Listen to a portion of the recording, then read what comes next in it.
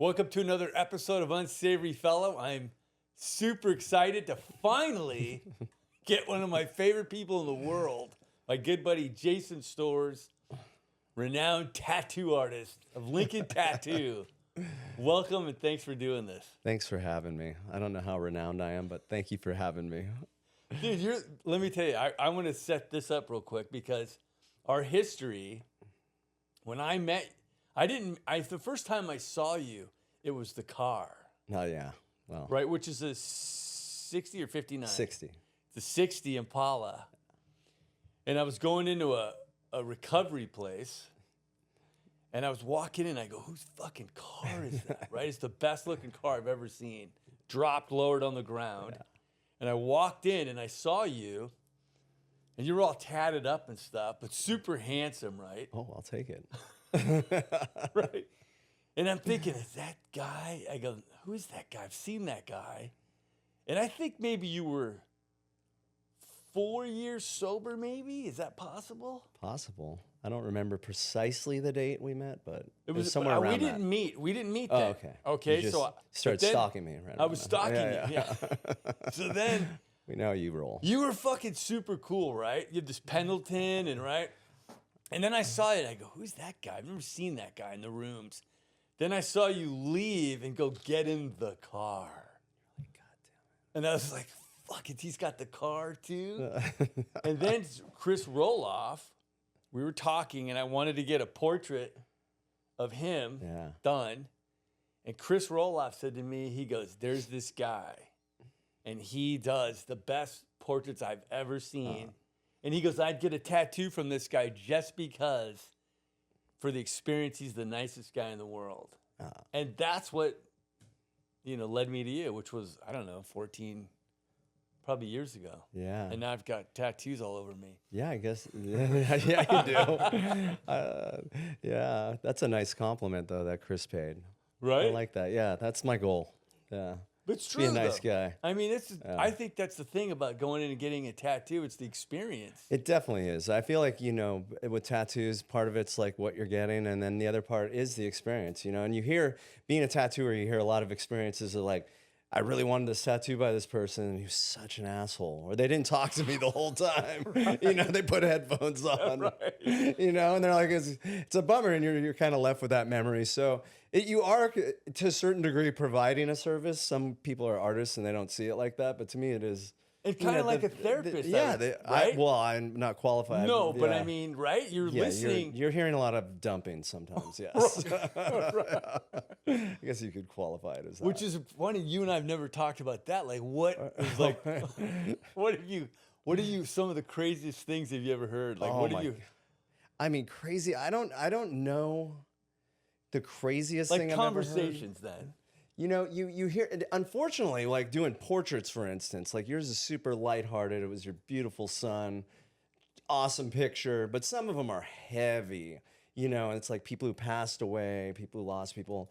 Those are the ones that like I feel like I walk away from going, God, that was a lot. Like I got to shake the day off, Like it's like you're not, you're just taking on somebody's energy, whether I want to or not. Like I try not to engage too much, and I'm very mindful to drive the conversations, but there is an energy. So that's true. Yeah, and luckily I think you asking who's like the wildest or weirdest. I've definitely had some odd characters in my chair, but I feel like I also attract very good people. So yeah, you do. I've been lucky there. Like I feel like most of my clients have been. Everybody always asks me what's the craziest tattoo you've ever done or the weirdest, and I'm like I don't really have any because I don't tattoo weirdos except you. I don't tattoo, people, But you've had to have some where you go, I don't know. Well, Paul Friedman, who everybody knows, I said his last name. He has one. He's like this weirdo emo. Calls himself self-proclaimed lesbian, and he's vegan. And he got this tattoo. It was from an artist of a woman French kissing a cat. And it's on the back of his tricep. And I was like, oh, and it's really rendered good. And I'm always like, I bet he's standing in line all the time and people are like, is that Again, you know? So that's a weird one, I think. That's a super weird one. French kissing. I've never heard that. Yeah, it looks really... I got to get a picture for you. I'll get a picture for you. Just to give you a visual. That. Yeah, but that's probably the weirdest one I can think of offhand. What about conversations? Conversation. I mean, look, dude, that's one thing I'm very good at, driving the conversation. If I see it going down a weird alley, I immediately go the other way. I've got very healthy boundaries in life, and you don't win an award for that. Some people don't like it, but like, I'm not going on a ride like that usually. You know, I'm 50 now. I'm not engaging in weird conversations. So I'll be the tattoo artist who sits silent. I mean, you know, it's funny. I remember I think I was 18 and I went to Sunset Tattoo in the 80s. Yeah. Probably like 82 or something. That's insane.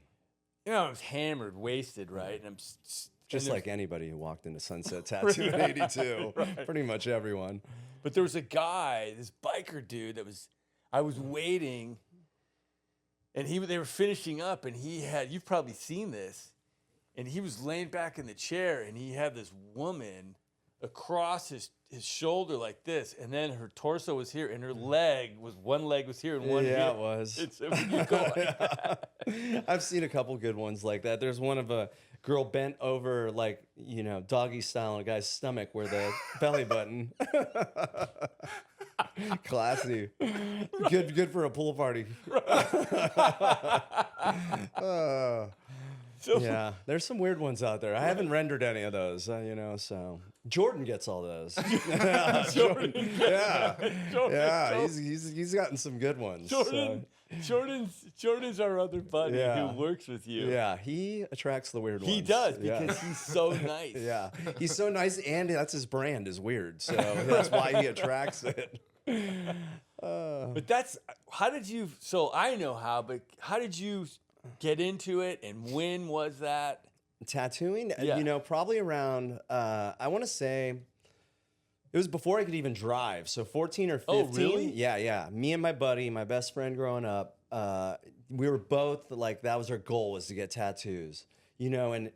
What year was that, would you say? That had to be, if I was 14, in 89. Okay. So, you know, and we did tattoos on each other first. That was the first thing, okay? Right. Actually, no, I take that back. I'm sorry. He went and got one at a professional studio in Simi Valley, this Hells Angels shop, and this essay who worked there was really cool. Herbie, it was like rockabilly essay, and he taught Tristan how to make a jail machine.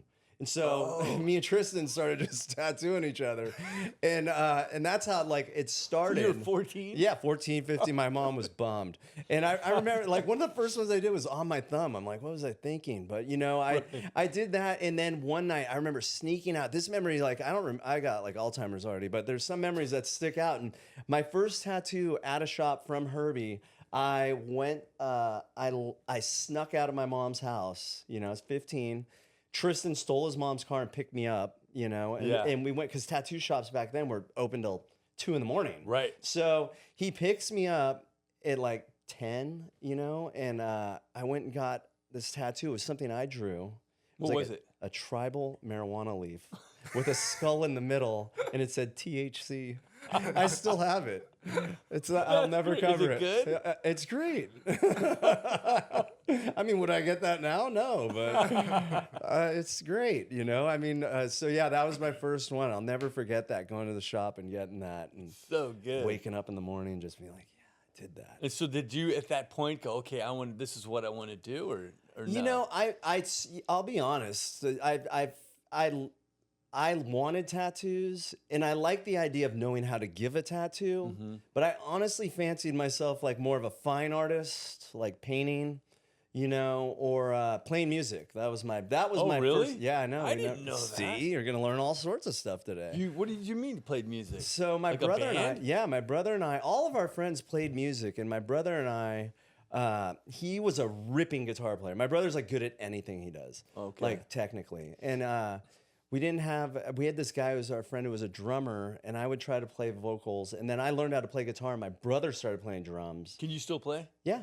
Wow. Yeah. My son's playing drums now, and I'll mess around Really? with him. Yeah, but I don't rip. My brother is like, I can play power chords, like punk rock songs. Right. Yeah. So, but I can. So yeah, we would. That's what I honestly, that when I started using and doing drugs, like that's all I wanted to do was play music. I didn't want a tattoo. Yeah, I would still tattoo my friends. Yeah. But it wasn't like, my friend Tristan, who I started tattoo, he was a tattooer. Yeah. Like immediately, That's what he did. Yeah, at 17, he dropped out of school, moved to Coachella Valley, where his cousin owned a tattoo shop. Okay. And that's where I started going to get all the tattoos you see on my arms, these old ones. I would go out to Coachella every weekend, get tattooed by him. He was learning on me. I've got some really horrible tattoos from that time period, and but I wasn't super inspired to be a tattooer, honestly. It was just something Because you were an artist. I was an artist, yeah. And did you aspire to be an artist? I did. Like I said, I wanted to paint. You're a painter. That's honestly what I wanted to do. And I would love to come back to that still one day, But yeah, that's more what I wanted to do. Do you still want to do that, Mike? I do. But right now, as you know, like I love being a father more than anything. Like my kids are my favorite thing, and I watch how fast Dylan's growing up, and I remember how much you love being a father. So right now, that's what I'm doing. Oh yeah. And I figure it's happening so fast where I know I'll come back to painting. And painting, like, there's no threshold on that. Like I can do it, for the rest of my life. Right. And it'll be interesting. I've been thinking about it, like I've really been thinking about it because I see the light at the end of the tunnel where the time's coming where I can start doing it again. And it's very interesting because at 50, I have no desire to be like anything. I don't want to be a famous artist. I don't want to be a famous anything. And so it's like a blank canvas as far as art goes. Like I'm really interested to see what I want to do because I have no pretense. I'm not trying to emulate anybody else now because I don't care. Right. And I'm not trying to be anybody because I'm really settled into who I am. And so it'll be interesting to see what I end up painting. But yeah, it's still a goal. I would love to be doing that ideally one day. What kind of art then? Like what kind of painting? Originally I was inspired by like Baroque, Renaissance, like realistic painters. Wow. And that's all I wanted to do. Which really led into your tattoo as an artist, right? No, more growing up in Venice, Santa Monica, LA, Chicano culture tattoos. But I mean like that skill, right? Having that skill. Having practiced trying to render stuff at that level of realism, which in today's climate, I'm not really a hyper realistic artist. I'm not, but yes, because I those painters are who I wanted to emulate. Yeah, it did lead into my tattoos for sure. And because your portraits to me are the best I've ever seen. I appreciate it, man. I mean, seriously. Yeah, I mean, today there's people who are doing stuff that looks like a photocopy. And mine don't look like photocopies. I feel like they look like I capture the essence. So and I feel like that's the most important thing. And interestingly enough, like in one of my brief stints going to college at SMC, I went to I wanted to take painting, realistic painting, and I get this old punk rocker who's an abstract expressionist, and I'm like, the fuck, like I don't want to be in this class. and this guy changed my perspective on everything. It was amazing because he was like, why would I want to paint something that a photocopier can make? And I was like, wow, like that's, these guys who I'm idolizing, these painters from the Renaissance or Baroque, they didn't have photocopiers. They were doing something that hadn't been done. They were rendering something realistic, which was insane. But now it's like you can, it's cooler to create something that's not just a photocopy of something because it's already been done. Somebody already pioneered that. Well, that's what I love about going to you. I go to you with some, I always give you these late night texts when I've got an idea. Yeah, I love that. Getting revved up. I'm in here getting revved up doing with the curls, dude. Which is what we've always said. Right? I love that. I'll text Jason and you'll go, "What are you in your gym doing curls, getting revved up?" When I got an idea. But then I kind of just tell you what I'm thinking, and then what I love about you is I just whatever you come up with.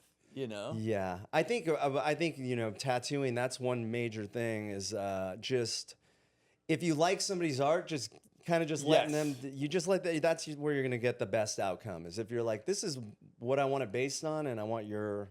It's like you're the director. Honestly, the way I see it, it's like as an actor, you're like the director of the film, this piece you're going to do. Okay, here's what with the story, and then you're going to direct it. It's your vision. Yeah. I throw a little bit of my idea, what I love, but yeah, exactly. It's incredible. It's a cool part of it. I mean, it is actually, that's what's cool, is it is a collaboration too. Yeah. You know, so then how did you then become, you know, a tattoo artist? Like, how did that become where you, this is what I do? So, like, you know, but just after, you know, that time period where I said I tattooed when I was younger. Yeah.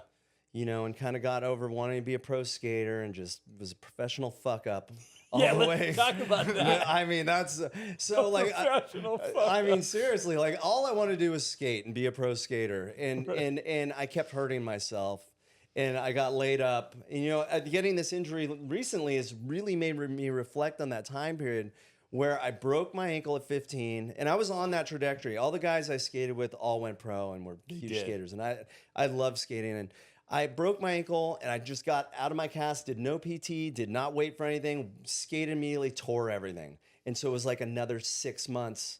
And, you know, I had all these friends who were I had a ramp at my house, and I had like the ones who were about skating, and then the loadies who just were there drinking beer, smoking weed. And that's who I started hanging out with when I was laid up at my house.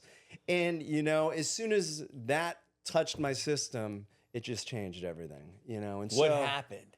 You know, it's interesting. Like I didn't used to, when I was skating, like there was dudes like Nadas who I grew up with, and I used to skate with him all the time, and he was my hero. And you'd see the other dudes like the Alva crew and all them who were loaded, and they were not who I wanted to emulate, you know. And as soon as it touched my system, it just changed everything. It just changed who I idolized. All the punk rock dudes who died young, tragic alcoholic deaths. Those were my idols now, you know? And I went that direction. And so, like, from that moment forward, I just was a total fuck up and made horrible decisions. And so I tattooed for a while into that using, and then it was just using. That's all I did. Using ruled my life. I was a professional fuck up junkie. And it ruled my life until 32. And so in these institutional visits, I started tattooing, okay? And it was like, it was really great to hone in tattoos because yeah, because there wasn't that pressure of a shop where somebody's paying you. Yeah. You know, it was like, Who are you tattooing in these institutions? Who? Yeah. Mostly. And we could say what the institutions are, right? Yeah. The prison. Yeah. Yeah. But who are you tattooing? Mostly like Southsiders. Mostly like, you know, and doing a lot of portraits. That was like one cool thing. You know, I remember there's this lifer Shiner who I tattooed portraits of his grandchildren on him, and it meant so much to him. Wow, this lifer? Yeah, and he was never getting out. He had been down 25 years when I tattooed him. And you know, so like I did a lot of amazing, and I was pretty selective. I wasn't just, because I didn't use, after I almost got killed over using in there, I didn't use anymore in there. Is this Redwood? Yeah, that was Redwood, your favorite, dude. We're going to have to get into Yeah, okay, we will. I mean, we will. So, I mean, if you want me to get into it? No, yeah, get into it. Okay, so when I first went, I started using, you know, because that's what I do. And I was like, fuck it. I was like 22 years old. And I started, you know, these Southsiders were cool. Like, I got along with them really well, except that one day, you know, they're like, dude, if you don't pay us, you owe us a lot of money for the now. drugs. For the drugs. And what are you doing in there? Shooting heroin, you know. Sharing a needle with hundreds of dudes. Just no big deal. I can't even believe it. I mean, the square I am not, but I did that. It is. It's so wild. It's wild. Like, clients who I reflect these stories, they're like, I cannot imagine you living like that. I'm like, I know, man. But I did. I did. I was like 22 using in there, and it, you know, seemed great until one day he's like, this dude behind me is like, dude, you get no more.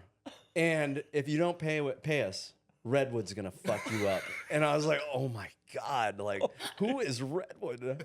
I never heard of this dude, okay? Because this place, there was all these dorms, okay? And you're in your own 100-man dorm, but there's like 600-man dorms in a row. And you all go to chow, okay? So you walk down this long hallway.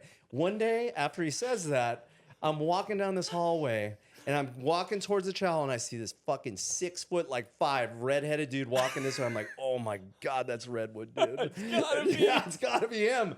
And you know, I didn't want to go out backwards in there. Like, you know, even though I was a junkie fuck up, I have like integrity to a certain degree.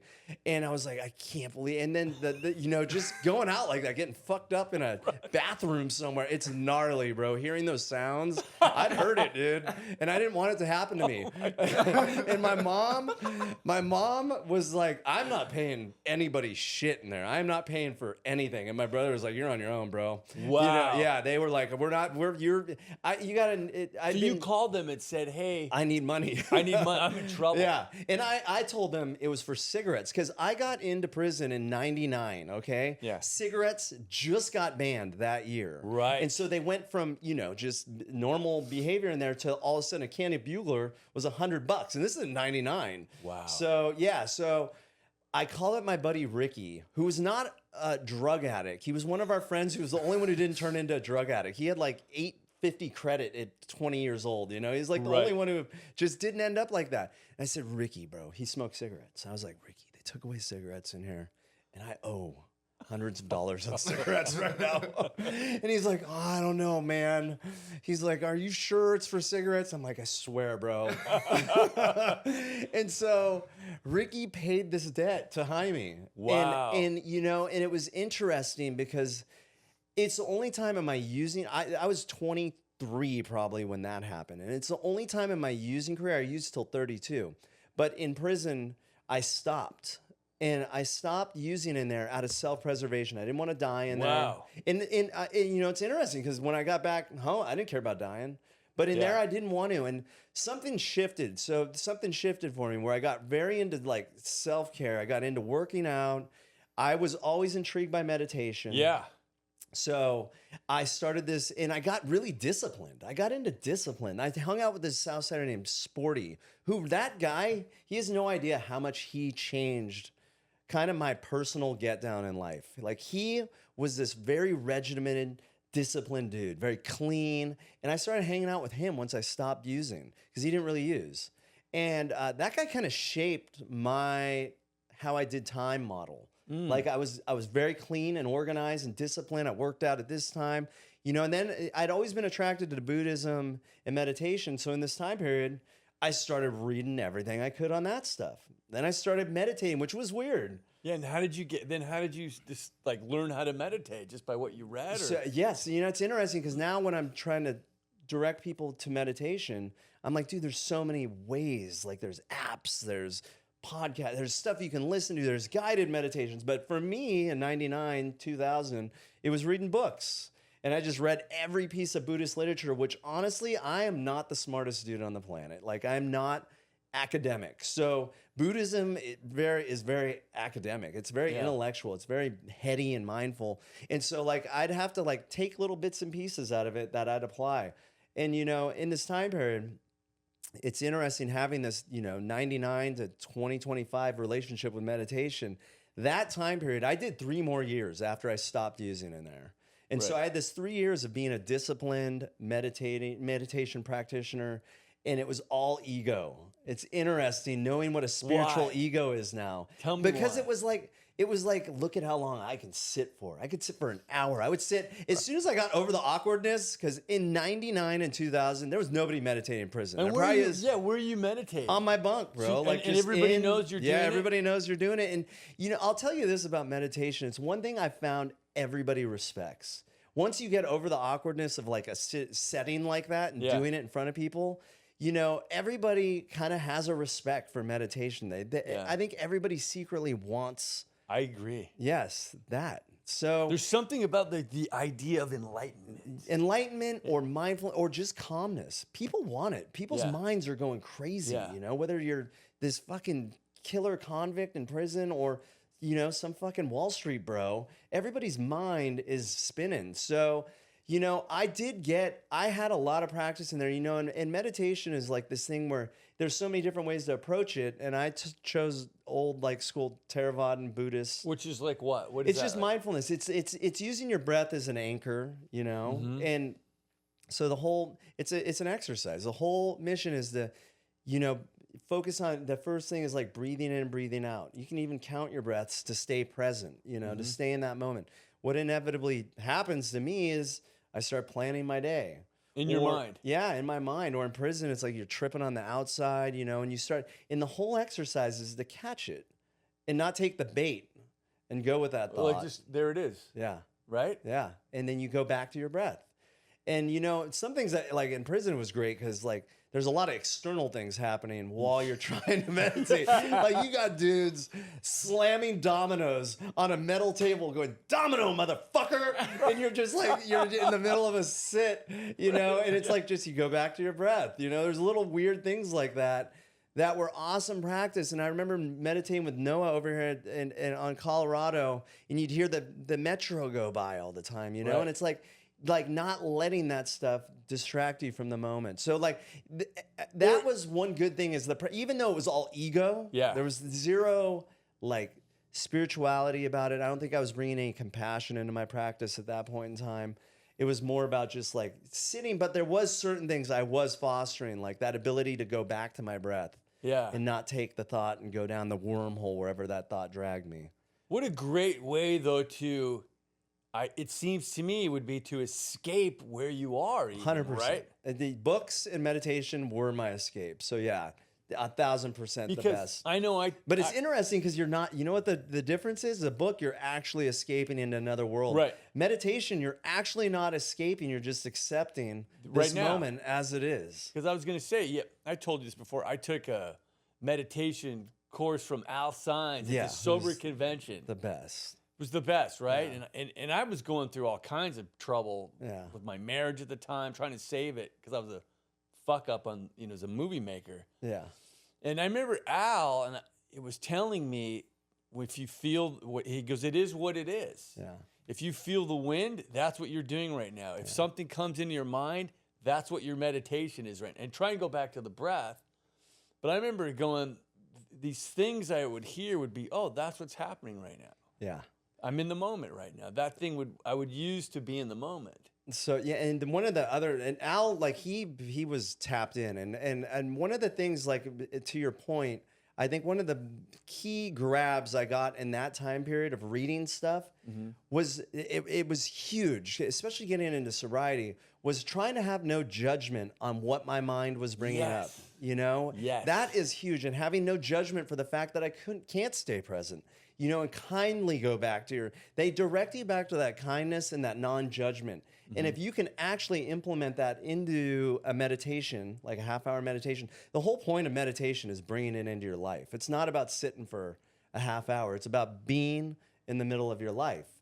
And then if you have those tools that you're practicing while you're sitting on a cushion for a half hour of non-judgment for the fact that my mind can't be here or whatever's coming up in my mind, it's so much easier throughout the course of your day to practice that non-judgment, to catch the mind, to be aware of what's happening, and to be, like Al says, in that moment. And in the moment, technically nothing's wrong. You know, that was another key factor.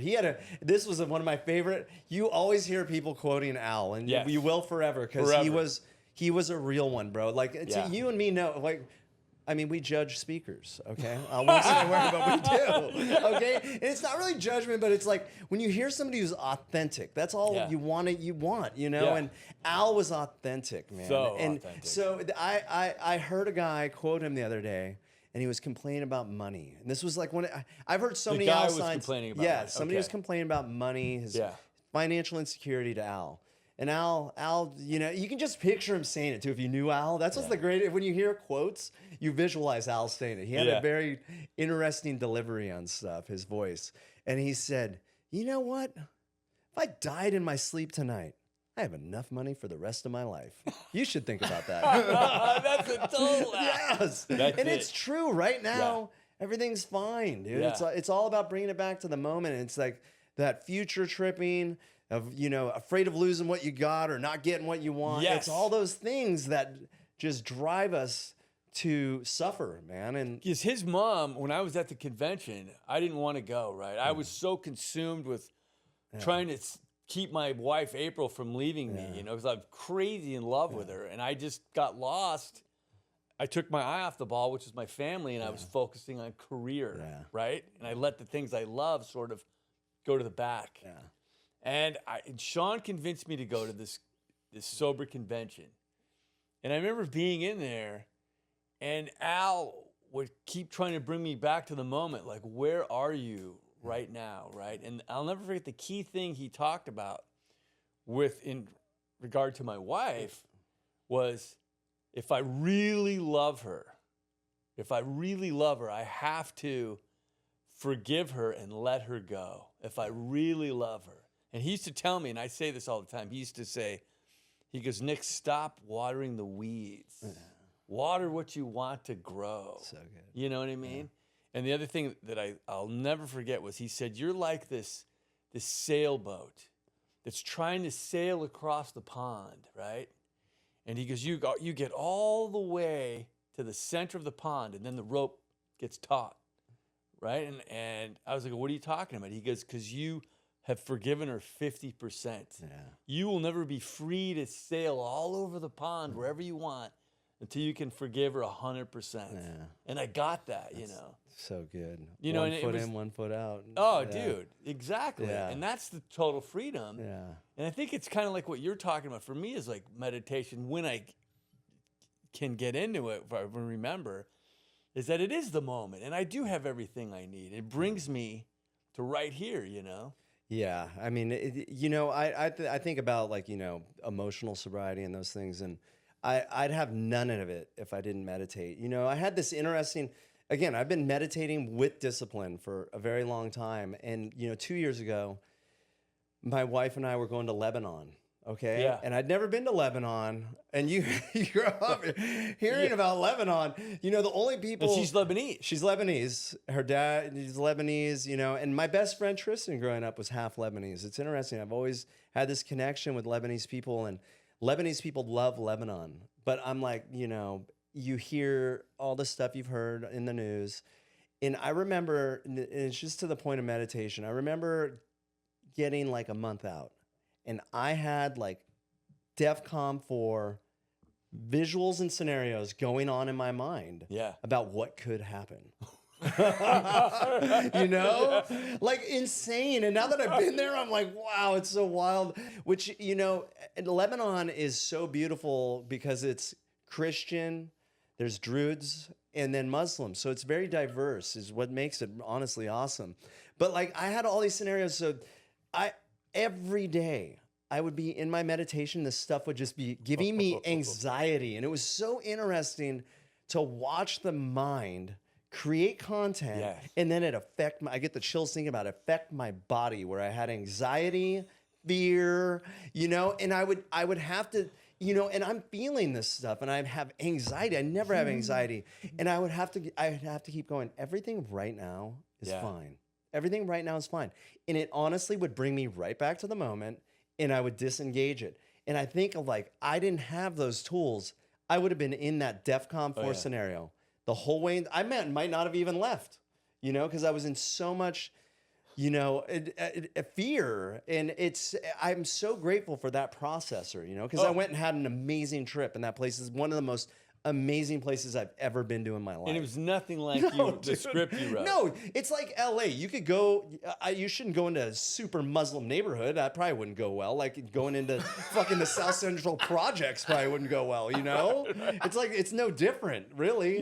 Yeah. So, no, it was insanely amazing. The people were amazing. And it's insane. So, like, having that tool to disengage, I'm so grateful for it, you know. That's what I try to always be such an advocate, because it really changes your life, you know. It's interesting. You can get really carried away with it, but like most people are making decisions based off of this thing, manufacturing content up here that might be loosely based in reality, but you're making real-time decisions based on, you know, things that haven't even happened, right? You know, and it's incredible for me to think about, like, not having that awareness of what's going on up there. And so when you meditate, you do it in the morning? I do it every morning. Yeah, that's because by the end of any other time of the day, do you have? Yeah, I do. Sometimes, you know, meditation's insane because I've so much practice with it. Like, you can do a half-hour sit, and depending on where you're at with a practice, you can spend the whole fucking 29 minutes thinking,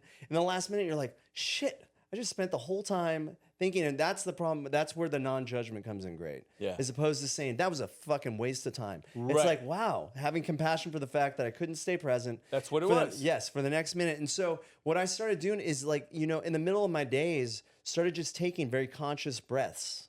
And you could take 5 conscious breaths if you're in the middle of something, just like taking that moment. When you say conscious, what do you mean? Like you're just into the breath? Just That's a it. deep, you know, mindful breaths. Right. And just, it centers Through the you. nose or the mouth, or does it not matter? They say that you inhale through your nose, and you can feel it coming out, your breath coming out your mouth, and paying attention to the sensations is what like kind of helps you be centered. But I don't think it matters if you just take a big conscious breath, take a couple of them. It's crazy how much it centers you again. Yeah. Sometimes I'll be in the middle of a tattoo, and I'll be like, I'll feel that like kind of hyper focused, and I'll be like, oh, I need to just like, you know, and I don't let one out like that, but like I do take mindful breaths, and it's crazy how much your shoulders drop. Yeah. Everything kind of mellows out again. Your body responds to it. Your body responds to not doing that, you know, where you're just holding tension, you know, those shallow breaths. So yeah, it's so I would try doing them at night. Like when Noah had his thing, I would go, that was at night at 7:30 at night. And I would pass out in the middle of meditations in there because I get up at 4:30. Right, so right. I close my eyes. Yeah, at 8 o'clock at night, I'm passing out. Oh, and yeah. in Buddhism, we call it, I think, topar, which is a fatigue. And it's like a big enemy of meditation because it's very hard to be present or mindful if you're tired, you know? So I think when I'm trying to advocate people to meditate, one of my main things is like finding something that works for you. Don't copy me. Mm-hmm. Find something that works in your life and what feels authentic, you know? For me, it's getting up and it's the first thing I do. It sets the tone for my day. You know, I meditate for a half hour every day. I've done it. Before my kids, I used to get up and go down to Bay Street every day. For the first 10 years of my sobriety, I would go down there at 4. I'd get up at 4:30. I remember that. Yeah, and I would go down and I would sit at 5. And when I got done with my sit, it would be starting to get light out, depending on what time of the year it was, and I would either surf or go to the gym right after that, you know, depending on what it was doing. So you learn tattooing. Yeah. Then you hone your skill in prison. So yeah. Right. Then you're learning meditation. Yeah. So you're actually being useful with your time. Yeah. And you're not getting high in there. It was a great use of time. So then how did you end up getting sober then? Because you've got that great story about your mom too, which is gnarly, right? So where she shows up at court. Yeah. Right. So after the first term, I met Nina. Yeah, and I struggled. I just went in and out of treatment centers. I couldn't stay sober. And I'm not prison guy. Like that's one thing. Like I told you, I don't want to. I'm not I don't relate. That's why it's funny that you're in there. I don't relate to that part of my story at all, but it did shape, you know, who, and you know, it's funny, as much as I'm not a prison guy, it institutionalized me and I was fucked up from it, you know, like I couldn't assimilate back into life, you know, so after my first term, my mom and my wife, with no Al-Anon or any help from anybody, decided maybe if we get him put in jail, he'll get sober. It's insane. So they were like, you know, maybe it'll get him sober after like, I think 18 months of just running amok, stealing from my mom, stealing from my wife. You know, it's stealing her car when Nina would be at college. I would go steal her car. She'd get out of college. I'd be stuck in a SIG alert on the 405 after I copped. And she'd be like, where's my car? Oh, my God. I'd sell her jeans. She'd come out. She'd be like, I think there's jeans missing. I'd like, you should call the landlord. I think somebody's breaking into here. And so they call my parole officer. That's great. Like, you steal her jeans. Yeah. So fucked up. I know. It was messed up, man. And so they call my parole officer, and he's like, well, I can't do anything because technically he hasn't done anything wrong. She's like, well, he stole from me. And he's like, well, then you need to call the cops. And so my mom calls the sheriff's department. They call my parole officer. They pick him up. They pick me up, and I'm indignant. I cannot believe my mom called the cops on me. I can't believe it. I'm like, how could you do this to your son? You know? And I remember my mom would go walk Zuma. I would take a bus all the way up to Zuma from Santa Monica. Yeah. I knew where her hide key is. I'd break into her Tahoe, steal all the cash out of her wallet. She left it there. She never said anything. And I would steal it all and then take a bus back and cop. You know, so I was stealing from my mom constantly. Yeah, I stole checks from her, and that's what she cited to the sheriff's department, that he stole checks. And they're like, okay, forgery. And so I'm sitting in LA courthouse, just can't believe it's even happening. And I'm looking at my mom and my wife crying out there in the seats. Yeah. You know, and they sentenced me to 2 years, and they're crying. I'm just like, fuck you. You know, you're not the one going to prison right now. What are you crying about? I couldn't like tap into like one shred of empathy for how hard that must have been for a mom who she loves me, dude. My mom and dad love me. Yeah. For how hard that was for her and my wife to watch me, for a parent to watch her kid go to prison. I mean, that's like the worst fucking thing you could have to watch, man. And she didn't even know, right? Like she didn't know. She just wanted me to get picked up and mandated to a treatment center. She tried to rescind it or whatever, retract it. She didn't know you were going to go to back to prison. And once she set that ball in motion, there was no taking it out because I was a felon with priors, and you know, so I had to do 2 years. How she fucking must have felt. Yeah, horrible, man. As a parent, right? You're a parent now. I know, man. I can't even imagine. I can't either, man. So you know you're trying to do the right thing. My mom always talks about, I did my best. Yeah. My mom's talked about it well into sobriety, where we were walking one day, I remember, and she was like, we were walking like on the beach or something. It was like, and she was like, I just still haven't forgiven myself. Wow. And I was like, wow, you're still thinking about that? Like it's all good. Yeah. She's like, I just didn't want you to die. And I'm like, who knows if I would have, but like, That's you know, right. like however it worked out, you know? And so I did another 2 years, and you know, that 2 years, I really like did a little more for my sobriety. I was aware that I needed to be sober. Laugh because you're so not that. I know. And when I hear you go, I did another 2 years. I know. It's like my wife. I think the other day I took a phone call from a dude who is sober and went to prison. He's in a federal holding facility, sober right now. And I got off that he was talking about how hard it was talking to his girlfriend right now, and that it's just dark. And I was like, it flashed me back to the energy you're bringing to the phone call. All you have is this phone call. And I was like, what kind of energy are you bringing to the phone call? If like you got shit going on, don't get on the phone then. Like wait, you know, because it's like when you wake up in there, you can wake up and it's just like a bad day. Like, you know, there's some days you can be in acceptance, and I didn't have that verbiage or that language then. Yeah. But you can be in acceptance like I was. Some days you just don't like it. And that's not the time to talk to somebody. Like, you know, my wife, she visited me every weekend, dude. It was oddly romantic, bro. Yeah. We would sit in this visiting room, eat these fucking microwavable hamburgers. Yeah. You know, she'd fucking like, you know, let me It's cop love. a feel It's just somewhere. real love. And yeah, it was just rad, dude. And we'd write letters, and it was awesome, man. So I had this major connection with my wife. I was totally sober, and I got home, and nothing could have prepared me. It's so crazy, bro. This is funny. You'll like this. I get my parole outfit. My wife is waiting for me in the parking lot, and she is wearing, I think, a coat with nothing on under it. Okay. Wow. And I get into the car, and the car won't start in the prison parking lot. Oh. She was so nervous. She left her lights on, and the car was dead. And we couldn't leave, and we had to wait for AAA in the parking lot of this prison. And it was insane, man. And so I was driving home, and as soon as I was driving down the 5, I just had that feeling like, loser. You don't deserve any of this. Yeah. You know, I was 31, almost 32.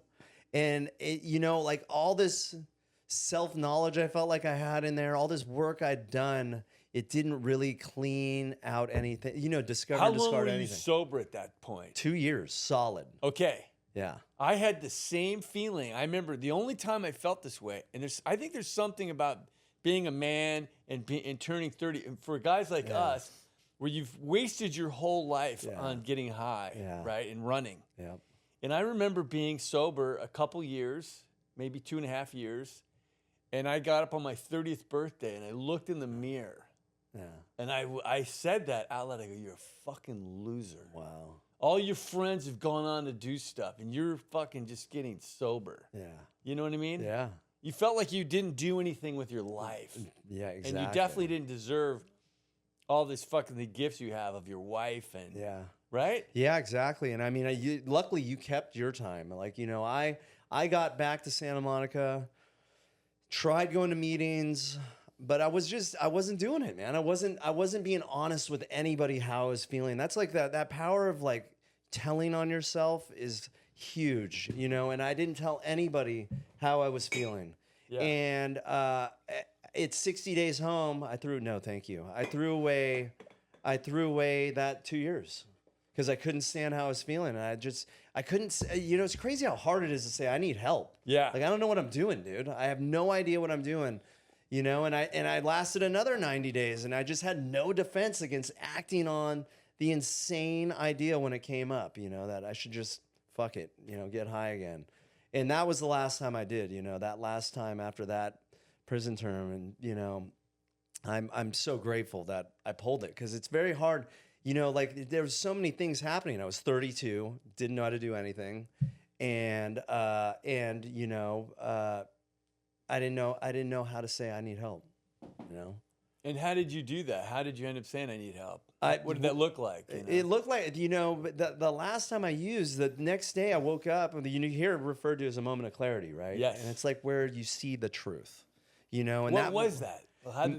How did that morning? I you know, we talked about this earlier, like how I was willing every day, almost before that day. And there's been other windows that they're fleeting, right? These windows where we're willing to see the truth, and then we're willing to do something that seems totally contrary to what we think we should do. And that morning, I was like, all I got coming is what you hear: death, institution, or jail. Okay. Mm-hmm. And every day before that, I was willing to accept those consequences because I was so addicted to that. And that morning, I was like, I don't want to keep going on like this. You know, and the hard part about that is you can't imagine your life with it, and you can't imagine your life, though, without it. I've lived so long like this, I can't imagine living without this buffer between me and my feelings and life. And that morning, I was just willing to call. I called this dude up who I couldn't believe, based on the person you saw every day. Yeah. When I heard his experience, how he used to be, I couldn't believe that guy lived like that. So I called that dude up, and I just said, I need help, man. I can't stop. I can't stop doing this. I want to stop and I can't stop. You know, and that was like the darkest place for me, were those windows where I wanted to stop and I couldn't stop. And that guy just, you know, he saved my life, man. He showed me a new way of life, put me in the middle of a new way of life, and it changed everything, you know. And that I got lucky. Like, that's where I was, you know, came home and was tattooing. That's when I started really that's when I accepted tattooing too, is like, there was a level of gratitude. I'm like, I'm a working artist, even though this isn't really what I ever wanted to do. But you're a working artist. Yeah. That's really true. Yeah. That's so lucky. My friend John, who I've worked with for 17 years. John. Yeah. He's like, great. Just drawing little pictures, man. We get paid to draw little pictures. It's the best. And I keep that perspective. And this year, you know, I had one of these things happen with work where I was like, I fucking hate this. Yeah, it's crazy. Okay. And this is we'll bring it back to meditation and mind and like the thoughts. You know, I started having that thought because you know why? Because I was skateboarding with my kids 3 days a week, just surfing. I'm like, this is all I want to do. Surf, skate with my kids. I just want to be with my kids. Yes. Honestly, I don't want to fucking do this. You know, I don't want to tattoo anymore. I'm over it. And that was the first thought. And then so what had happened is I'd let my mind create a narrative, as much meditation as I've done, and I took the bait. I said, I hate this. I'm over this. I remember you said you were thinking of getting out of it. Yeah, and I was like, I'm ready for whatever's next. Yeah. And so you maybe wanted out of the business. Yeah. You were thinking of getting rid of it. Yeah. I was like, you know, and I just no gratitude for it. That's what ended up happening. That's what happens with a toxic mind. And so I started thinking, like, you know, I started I'd be in the middle of tattooing, just being like, I don't like this. I don't like it, you know? Yeah.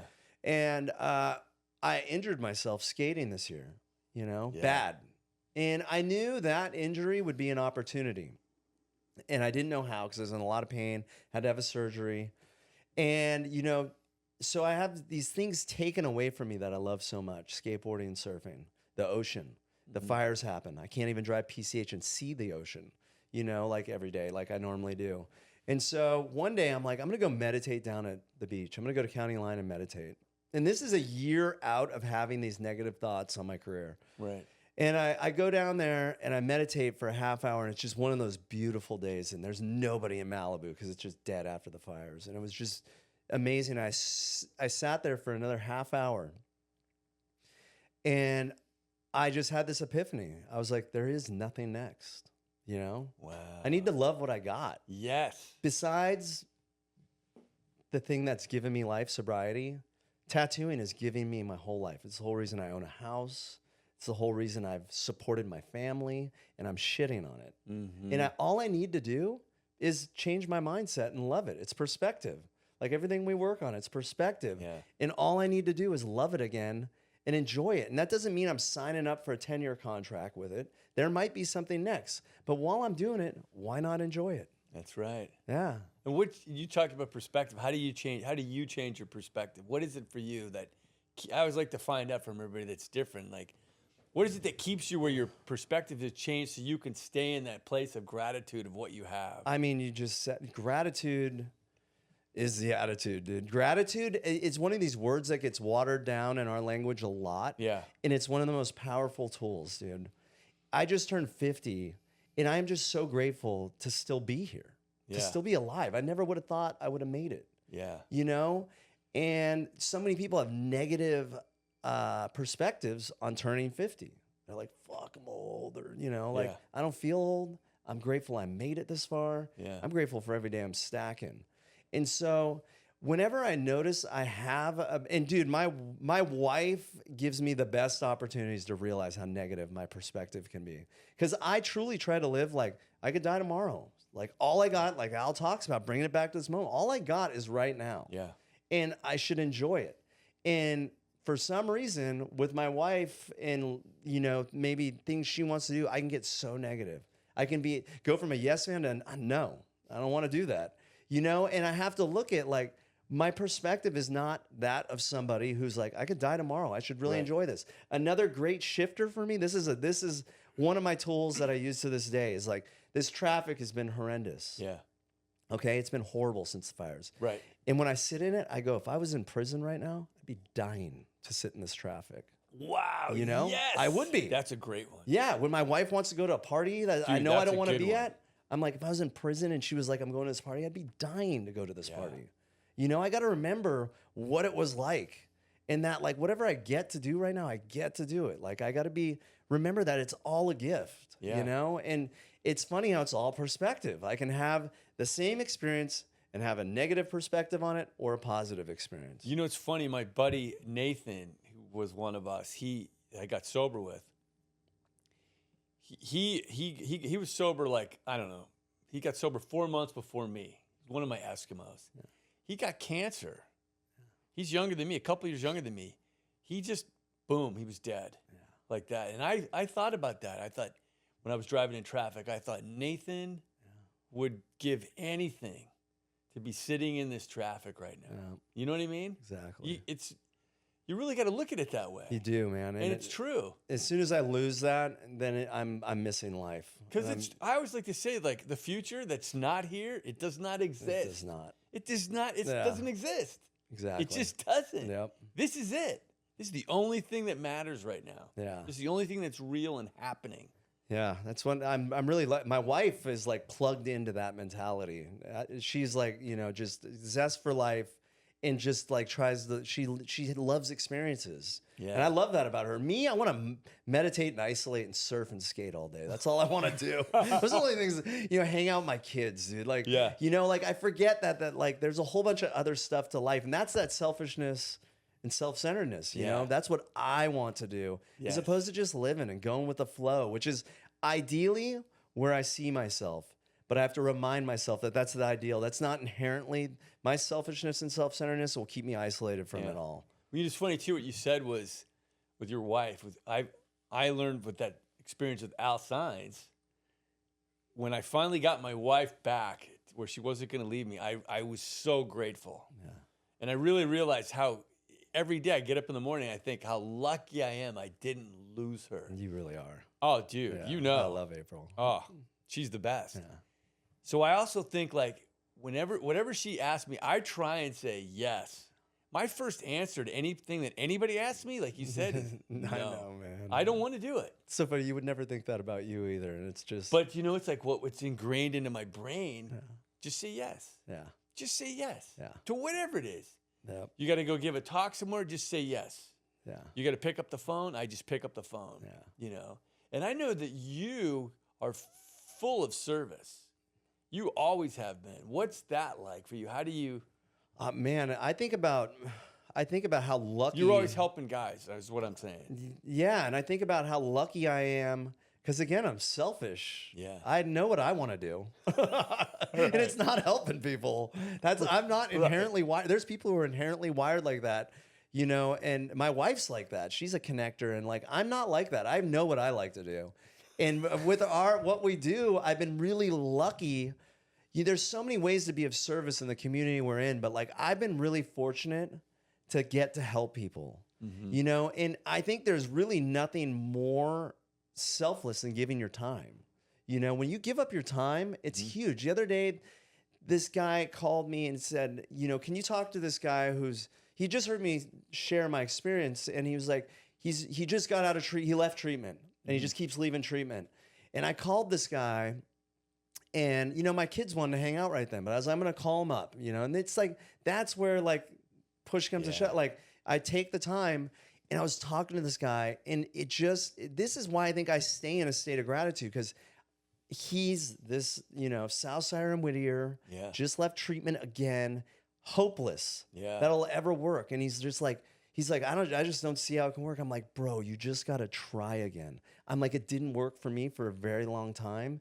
And then one day it did, and I got off the phone with him, and it's like, I never forget where I come from, but I think a lot of it's because I take the time out of my day to talk to people like that and just remember what it's like, and I think service, like there's two folds to it. There's that part where, like I get to hear somebody like that maybe I didn't affect their day at all, but they affected mine. Exactly. And then there's people like, Matt, or, like young people I've sponsored that you don't think much of because they were 18, and you're like, fucking, yeah.